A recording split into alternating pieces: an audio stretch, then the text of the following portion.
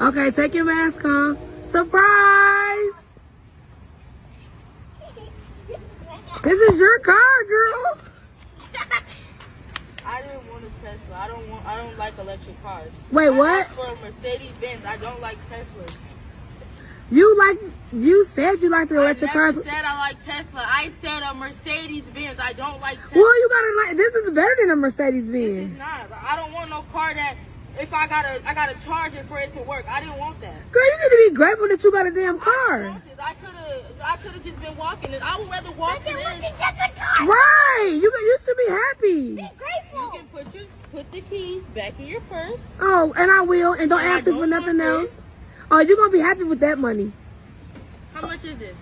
Girl, open it up and stop being ungrateful, because now you starting to be ungrateful where you ain't got to worry about me ever again. I said I wanted a Tesla. I always told you I wanted a pink Mercedes Benz. Okay, well, I couldn't get the Mercedes Benz, so you got that. This is all you gave me for my Sweet 16 and my golden...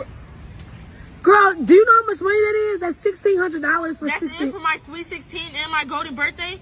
Well, what did you want? And then you gave me the truck. This is the car. It's not the truck. This is the car one. You guys, look. You can have all your gifts back, because why would you do this? This is my Sweet 16 and my golden birthday, and you gave me a car I didn't even want, and then you gave me little money. You was being really, really ungrateful.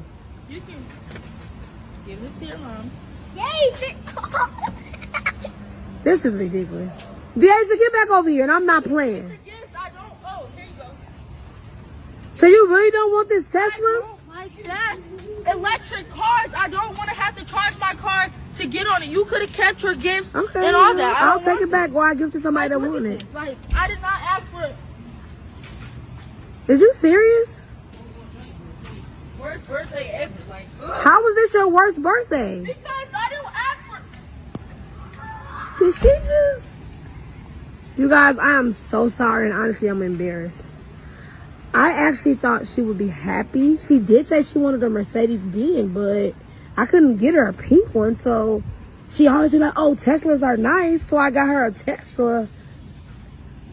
Okay. Well, you guys, sorry about this. I really thought my daughter would be excited about her new car, but I guess not, so. Woo! Now listen, this video tearing the internet up, y'all. And every time I saw this video, just looking through the comments, I see people going crazy on this little girl. Calling her little B's, little H's, saying they would have kicked her out, saying they would have hit her, they would have done this and that and the other to the little girl because of how she responded. And no doubt, it was very disrespectful. It was very ungrateful. Okay, but I want to talk to y'all about this, okay? All of you guys that's going off saying what you would do to this girl in the worst way, harming her, kicking her out, calling her out of her name. Those things are explosive or reactive responses, and that is not the way to handle it. The way to handle it, family, is to get ahead of it. The way you get ahead of it is you discipline your child. And I know you're thinking, well, I'm going to discipline her right now when she just disrespected me. No, that's punishing your child. Whenever you react to something your child does, that is punishment. Disciplining your child is structure, family. This means you have to be an example. It means you have to carry yourself in such a way that is very consistent so the child has an understanding of at least how you work, their first matrix, their first home. And it's very important that we teach our children these principles or give them this structure, because if they leave our home not having it, they're probably going to have a much worse life as far as their well-being is concerned. Children who are raised like this often end up spoiled. And we say that a lot. I think a lot's lost in translation. But what that means, family, is that their senses are oversatiated due to the gift given. They can no longer feel joy. And so they end up going through life searching for joy. Because we've given them so many gifts, family, when they get those gifts, they don't feel those necessarily good feelings that most people would feel because they haven't gotten a lot of gifts. Also with that comes this feeling of entitlement. It ruins their relationships going forward because they see the people in their life as someone to get something from. They don't see the people and value the actual relationship with that person and build with them, because the parent has spoiled them through either trying to make them feel better, lift their spirits, or simply trying to give them more than they had when they were growing up. And so a lot of parents, they go all out to gift their kids, believing this makes them a great parent. And then when their children end up like this, they're saying, why aren't you grateful? I didn't get those things growing up. I gave you everything I didn't get, and look at how you're acting. Well, you can't do that with your children, family. You always have to raise your children with structure. And believe me, family, poverty teaches a lot of lessons. It teaches people how to manage their money, how to manage their resources, how to be patient, the mental fortitude to wait on some things, to build up to some things. You can learn a lot of skills whenever you're struggling in life, and you can't just go buy everything.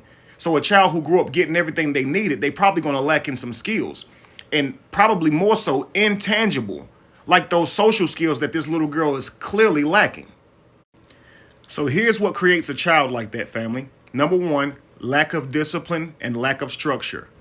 It's a parent that wants to give the child gifts instead of actually discipline them. Sorry I couldn't be there. Let me get you a gift. Sorry you had a bad day at school. Let me get you a gift. Okay? I just want to make you happy. Let me get you a gift. And really, it's making themselves happy. It's kind of like they're vicariously living through their child. They feel like a great parent every time they put a smile on their child's face. You'll notice these parents, they feel very discouraged around holidays in which where you have to buy your child something. If they're struggling, they're going to feel like they're less of a parent because they cannot contribute to those holidays where you're purchasing gifts for your children. Those type of parents are more so emotionally driven parents. Emotionally driven parents kind of feel their way through parenting. They often raise their children so they don't feel the things they felt when they were a child, right? So they say things to their child in a different way than how they heard it, because when they heard it said a certain way, it hurt them, right? They do things for their child to make them feel happy. And the parent typically feels happy when they get this smile or this response from their child, telling the parent that they're doing a good job. Now, this is good. Don't get me wrong. You're raising your children with love and affection.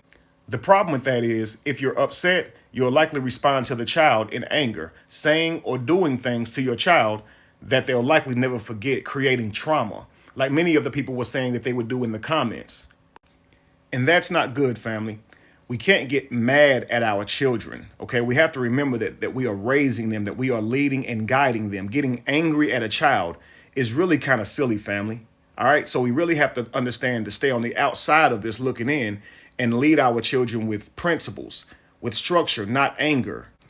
See, when we get angry at our child or we're chasing their happiness, like trying to do things to make them happy all the time, we're kind of letting them lead the family. I want you guys to imagine you're driving a car and your child has a plastic steering wheel and they're pretending to drive the car. This is how it should be. Don't ever give them the real steering wheel, okay? Because if you change how you parent your kid because you got angry at them, you start talking to them and saying things to them that you would normally ever say, things you vowed to never say to your child, then you have to say, who's leading here, right? So if you're trying to just buy them things just to make them happy and you're going out of your way to do it, breaking the bank, then you got to ask yourself, who's leading here? Okay, you wouldn't give your child your real steering wheel on the highway because there's things they don't understand, right? They don't know where they're going. They don't know how to operate the vehicle. And if you give them the wheel, that could be utter destruction, right? Well, that's the same thing whenever we allow them to lead us. So remember this, structure and discipline. So she wanted a Mercedes, right? Because you're trying to build structure, it wouldn't be wise to just go buy her a Mercedes. This is exactly what would teach her to be entitled, because it wouldn't teach her the value of money. So now she'll want great things that she never had to work for. You have to show your child what it means to work for something. This builds confidence. It builds consistency. Do you guys understand? It builds mental fortitude. It builds patience. It builds stamina. Teaches the child to be able to save. They won't be chasing instant gratification as much because they've been used to now building up to earning something. You as a parent would not go broke trying to give a child something you never had. And even if you have it, you as a parent wouldn't ruin your child by giving them more than you ever had, but at the same time, not teaching them the principles that they need to learn to be a functioning adult. And also, why a Mercedes? She is 16, wanting a very expensive car, so it's clear she does not understand practicality. Most adults could only dream of having a car like this, and the adults who are raised like this will go out and get that car, even though they cannot afford it, and live well beyond their means. Not practical at all. When it came to the money in the envelope, the $1,600 wasn't enough, and you could tell by her response that it wasn't enough. She felt disrespected by it, so obviously she doesn't understand money, the value of money, meaning the time that it takes to earn money, like time equals money, work equals money. So then I would have to teach my daughter that, right? You would have to teach your child this. So she'd have to get a job now. And you could put her to work around the house. You could have aunts, uncles, the tribe, because it takes a village, right? To be able to put her to work if she was getting allowance. Now, don't just give her allowance. Help her trade work for that allowance so she can understand work ethic. Because right now she doesn't understand that. That's why she doesn't think $1,600 is a lot of money. Notice how the little boy kept saying, be grateful, be grateful. A lot of times we don't teach our children the meaning of words by way of action. We teach them the definition to words, but not the action to the word. Being grateful in this moment would have looked like not complaining about the gift that your mother gave you.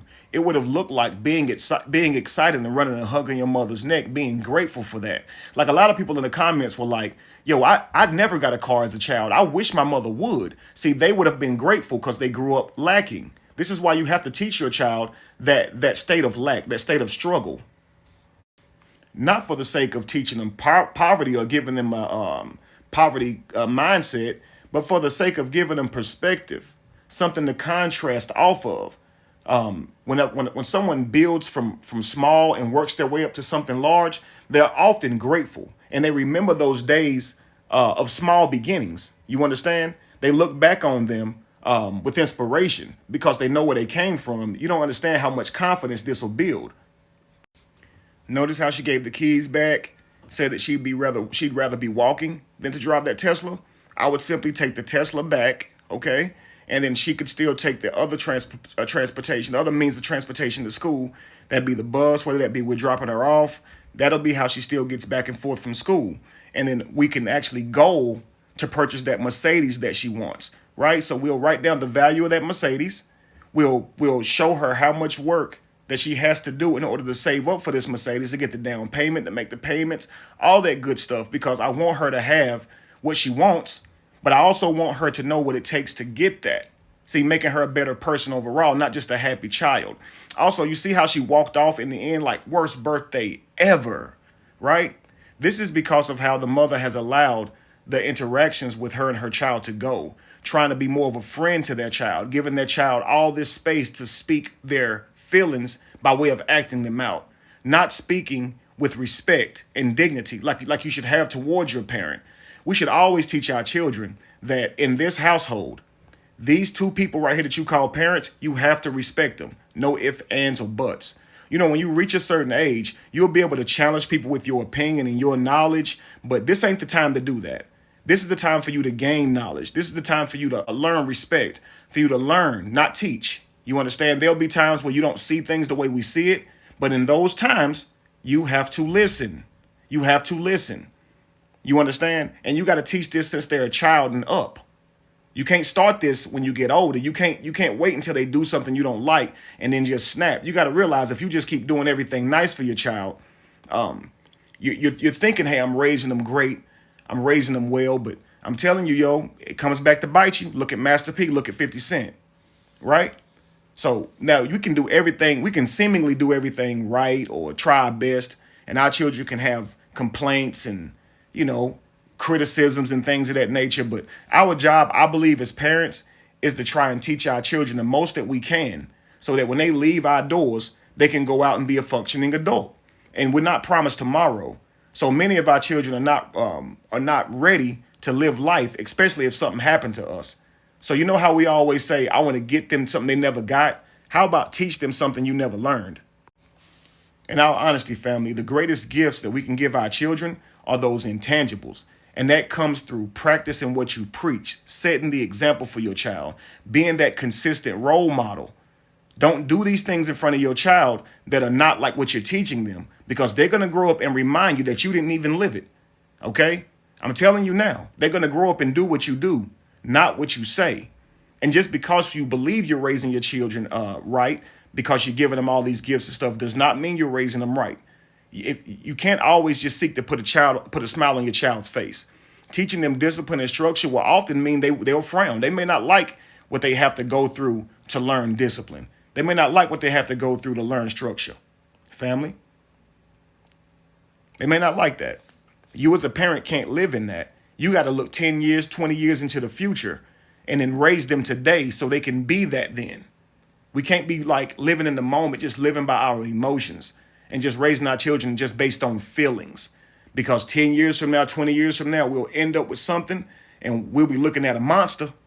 And we raised a beautiful angel and then we'll just be ended up with a monster because we didn't think about the things that you have to do for your child, or that sometimes you have to say no.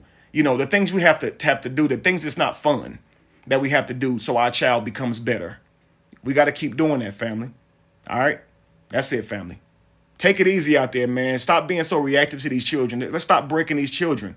Because based on the way you guys are saying that y'all respond, I'm telling you, that's going to create a whole lot of generational curses. Okay? Well, I know in that moment you're thinking, how dare you? I went out and got this for you. I loved you. And you expected them to be so excited. And that didn't happen. In that moment, your anger shouldn't be used to punish the child. You understand? It may have hurt you. It may have offended you. You may truly feel disrespected. But that ain't how to get the child to not be that way. Like yelling at them in that moment, snapping on them in that moment isn't going to change the dysfunctional behavior. Okay? That has to be changed through consistency and teaching, family. All right? I hope y'all understand that. All right. Peace.